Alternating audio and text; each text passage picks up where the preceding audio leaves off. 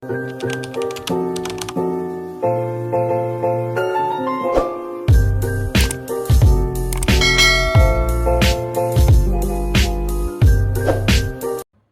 everyone! Welcome back to my channel, Dimple78 here.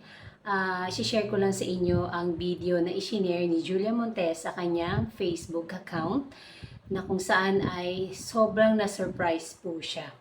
At ito po yung video. Habang papasok si Julia Montes sa isang room ng hotel na nakangiti, napakaganda, mahaba ang hair na parang bata na patalon-talon at niyakap niya ang isang babae, I don't know kung director yon, niyakap niya tapos sabi nung nagbibideo sa kanya, bebe, bebe, hindi niya kasi napansin ang napakalaking bulaklak na nakalagay sa front ng TV. Kaya sabi ni Julia, kaya pala kayo nagbibideo, tapos sabi basahin nga daw. Tapos tumalikod siya para hindi nga daw mabasa kung ano nakalagay dun sa dedication ng card.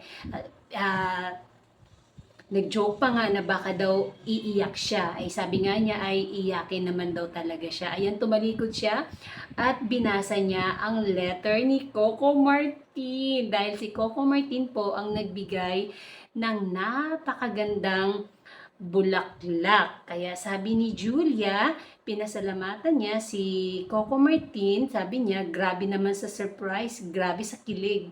Thank you for this real Coco Martin. Dahil minention niya dito si Coco Martin. At sabi nga nung nag-video na kuhanan siya ng picture.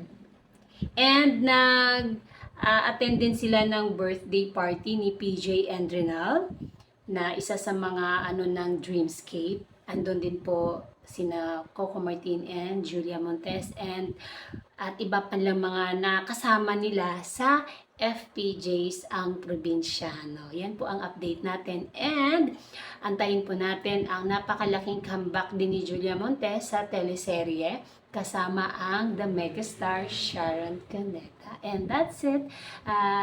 Please subscribe to my YouTube channel. Bye! See you on my next update. Thanks for watching. Subscribe and like.